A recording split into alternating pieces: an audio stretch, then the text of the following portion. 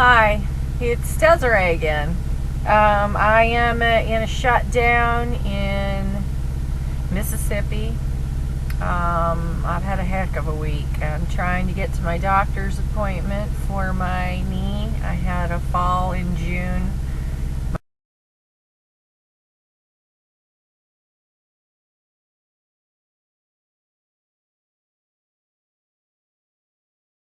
My kneecap shattered into 10 pieces, and I just came back a month and a half ago for work, and it's been really hard to keep up with my leg. And I'm supposed to see the doctor, and they gave me a last minute load to get back to Chattanooga, and I ran straight into this southern storm. So I've been eking along here. I was shut down in Texas yesterday. I got released to move the truck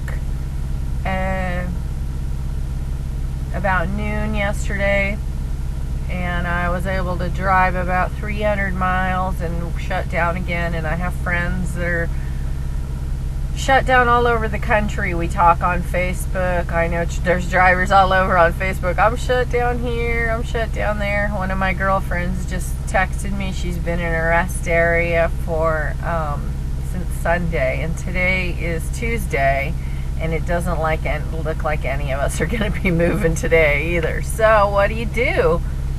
You're just in your truck. She said, I asked her, do you have food and stuff? She said, hell yes, girl, I got food and movies and books, and I don't have no money for the truck stop, so I'm fine where I'm at. She's got a bunk heater. Not all our trucks have bunk heaters.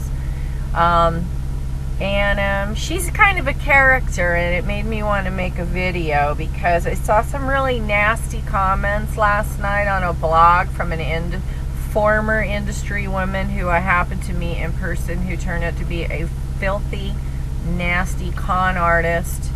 And I cut ties with her because it's clear that she's part of the problem in the industry, and she did used to be a driver, but she's a hateful person.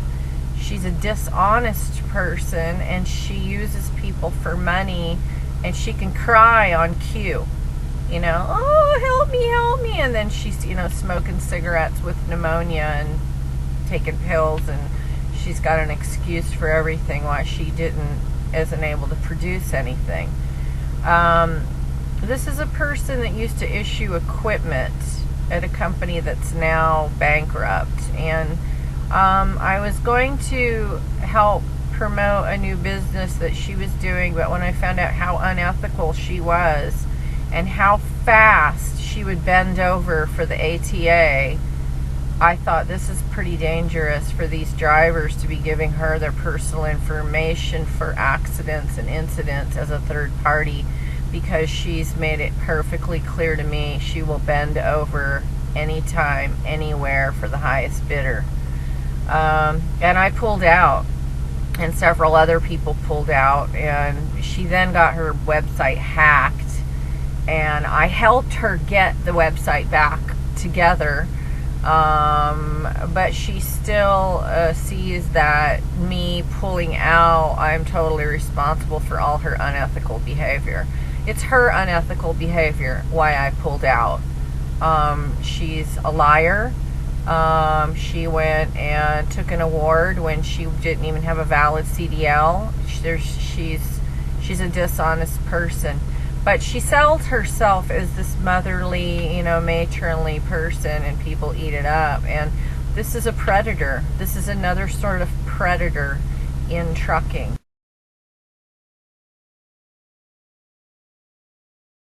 When I talked about conflicts of interest earlier, of people in-house, in some of my writings where I have talked about industry women that need to change, this is what women like this is what I'm talking about. This is a woman who told me herself that she had an incident where she was driving with someone who told her, let's pull over and get a motel room. And she's a married woman, and she took offense to that, and she reported it, and she was the one who lost her job. So you would think that this woman would be like very helpful to other women, but no, she's not. She's not. She's the kind of woman who will throw another woman under the bus, call them names, make moral aspirations, but she's a dirty person. You know, she's an unethical person. So these are the people on the front line in trucking that you need to watch out for.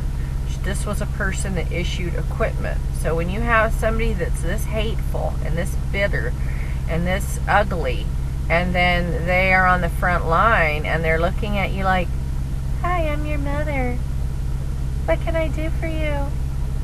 And then at the same time, they're going to issue you a piece of equipment that's going to be dangerous.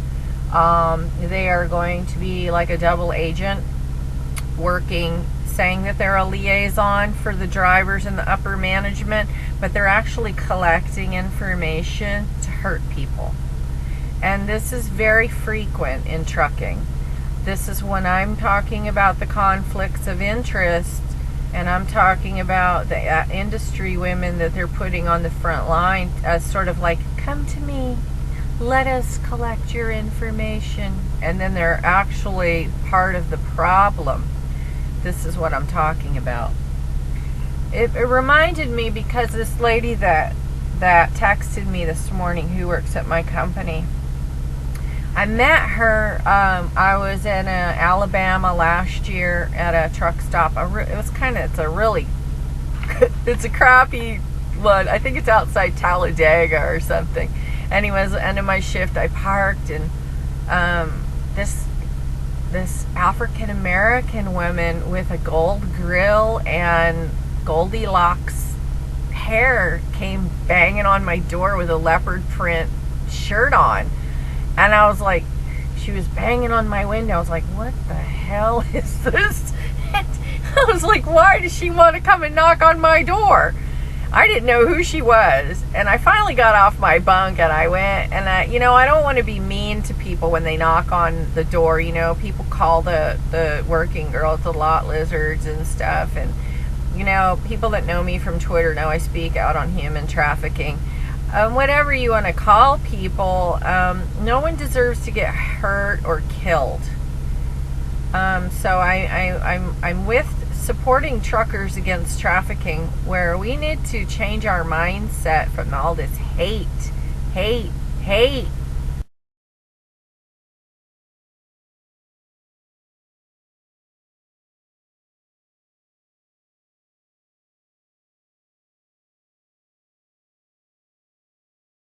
That is not what Jesus preached. And all these Christians that say they're Christians that sit around and preach hate all day long. I'm tired of it.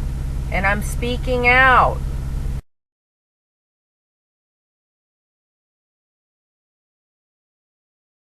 This lady, she said, I know you've, don't worry, I'm cool, She goes, I work for the same company. In fact, she works on my same fleet, on the same dedicated fleet. And she said, I saw your trailer and I see you're on the same account, and I just wanted to come and say hello to you. And I said, okay, and I started talking to her. And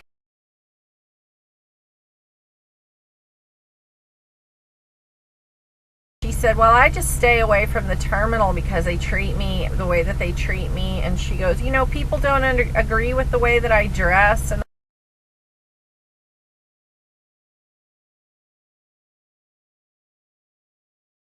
she said, I'm 55 years old. She said, I got a son. He thinks he's my daddy. He think he my husband. He think he my boyfriend.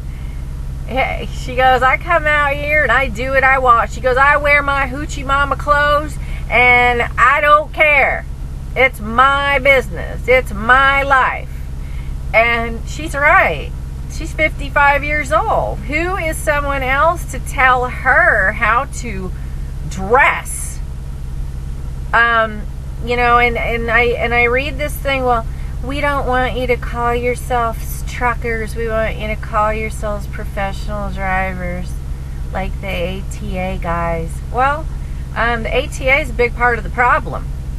So maybe they have the time to dress nice and wear their big, huge belt buckles and sport them all around. But it's that attitude that's part of the problem. And frankly, I've seen bigger. Okay? So maybe you want to project that image for the public, but here's the truth. The people that I've met who are women who've dealt with ATA men said they don't do shit to help. Here, this woman's story is, and the first professional driver I met from being a student who said, I'm a professional driver, not a trucker. He's the one who told me if I didn't want to have sex with him, I must be a racist. So that's the kind of professional drivers that you have in training carriers. And that's the image. This lady that I spoke to, this is her story, that after a while she got to know me better, and she told me that her parents abandoned her when she was a little child. She had to go live with her aunt and her uncle, and her uncle was the deacon of the church, and she didn't know this because she blocked out her childhood. But as she got older, she had lots and lots of problems, and every time someone brought up the P word, is what she called it, the P word, she would get really violent and freak out. She was really like, don't say that, don't talk about that. What she meant was the pedophile word. And she had a social worker, and the social worker said, you know, I think you need to go and see a therapist about this. And as it turned out, she had repressed memories, and the deacon of the church, her uncle, the upstanding citizen of the community, had been molesting her and raping her whole life. In the town that she lived in, the small town where everybody knew each other, the rumor was that her children were fathered by her uncle. She didn't even know this. These were all the rumors that people told about her. They said all kinds of things. And she finally had to come to grips with this thing and being in this small town. And she wanted to get out of that small town where everybody knows each other. All these years they've been talking about her behind her back. And she even spoke to her best friend, her best childhood friend. And her best childhood friend was like, yeah, we all knew, but we thought you know what I mean? And that's part of the problem, not talking. I've had similar situations in my life where my friends, we grew up and lots of horrible things happened, and now that we're adult, they're like, well, we thought you knew. I didn't know. How would I know? I mean, you get so much into this thing where everybody's acting normal that you start thinking this must be normal. And then people are whispering behind your back and saying, this horrible thing is happening, and you know, and so that's one of the reasons too. I'm talking about very tough topics that people don't want to talk about because little girls and young women and grown women don't talk to each other. They whisper behind each other's back. That's what they do. They whisper. They make fun of each other. Now, what does that do to solve any problems when pervy Uncle Charlie is molesting and raping generations of little children in the family? What the hell good does whispering behind his, oh, don't say anything because we don't want to, we don't want anybody to talk. What does that do?